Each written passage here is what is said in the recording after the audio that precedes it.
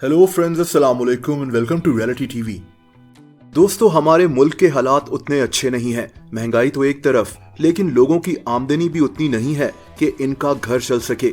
परेशानी में लोग यहाँ वहाँ से पैसे अरेंज करते हैं, जिनमें कर्जा देने वाली एप्लीकेशंस भी शामिल हैं। ये मोबाइल ऐप्स बहुत आसानी से इंसान को फौरी कर्जा फराहम कर देती हैं। बिजली का बिल अदा करना हो, बच्चों की फीस हो या फिर दवाइयां लेनी हो, इंसान को बगैर किसी लिखत पढ़त के पैसे मिल जाते हैं। लेकिन ये सब इतना सिंपल नहीं है। यहीं से ब्लैकमेलिंग और हरासमेंट का एक ऐसा रास्ता खुलता है कि लोगों की जिंदगियां तबाह हो जाती हैं। मैं आपको एक कहानी सुनाता हूं, लाहौर के एक 30 साला सॉफ्टवेयर इंजीनियर की कहानी। ये आदमी बेरोजगार था। इसने अपनी बिजली का बिल अदा करना था।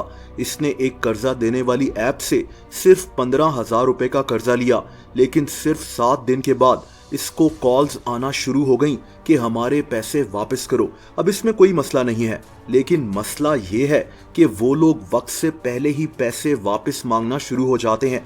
इस केस में ये लोग इस आदमी के फोन में मौजूद इसके रिश्तेदारों और दोस्तों को भी कॉल्स करना शुरू हो गए और इनसे इस आदमी के मुतालिक गलत बातें की। दरअसल ये लोग पहले से ही लोगों की कॉन्टेक्ट लिस्ट और पिक्चर्स गैलरी तक रसाई हासिल कर लेते हैं।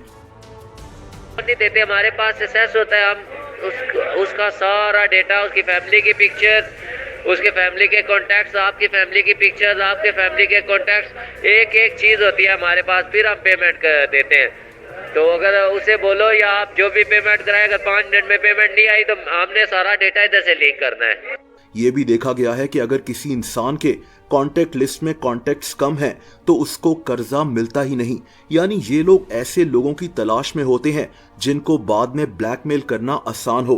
बहरहाल इस आदमी ने ये कर्जा फौरन उतारने के लिए एक और एप्लीकेशन से 15,000 का कर्जा लिया, जिसका सूद बढ़ते बढ़ते 2,30,000 रुपए हो गया। दोस्तों, कर्जा तो वक्त पर ही अदा करना चाहिए, लेकिन यहाँ मसला ये होता है कि हमारे लोग इतने सादे होते हैं कि सूद का छुपा हुआ रेट और दूसरे चार्जेस मिलाकर 15,000 का कर्जा 2.5 लाख रुपए तक पहुंच जाता है और इनको पता ही नहीं चलता। ऊपर से अपने दोस्तों और रिश्तेदारों के सामने शर्मिंदगी अलग होती है। इसके अलावा अगर किसी लड़की ने कर्जा लिया तो ये लोग खवातीन की तस्वीर फोटोशॉप कर उनको धमकाते हैं कि ये तस्वीरें इंटरनेट पर फैला दी जाएंगी। बहुत से लोगों की जिंदगियां इसी वजह से खराब हो चुकी हैं। गवर्नमेंट ऑफ पाकिस्तान ने भी अपनी प्रेस रिलीज में यही कहा कि ये एप्लीकेशंस लोगों के मोबाइल का मुकम्मल कंट्रोल हासिल कर लेती हैं और लोगों को इस चीज का एहसास भी नहीं होता। इसीलिए लोगों को सबसे पहले इन एप्लीकेशंस की टर्म्स एंड कंडीशंस को सही तरह से पढ़ना चाहिए। हुकूमत ने तकरीबन ऐसी 120 एप्लीकेशंस को प्ले स्टोर से ब्लॉक भी किया था।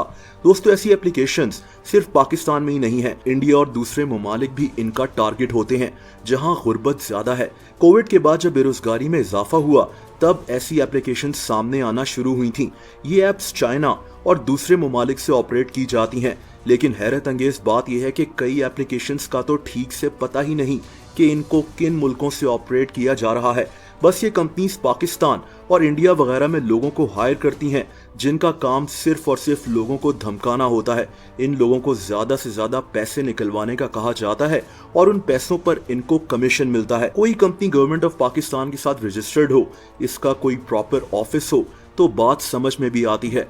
लेकिन यहाँ हाल ये है कि 100 एप्लीकेशंस में से सिर्फ 9 एप्लीकेशंस ही रजिस्टर्ड होती हैं। इसीलिए बहुत ज्यादा ध्यान रखना चाहिए कि कहीं हम लोग किसी ऐसे जाल में तो नहीं फंस रहे जो हमारी जिंदगी तबाह कर दे।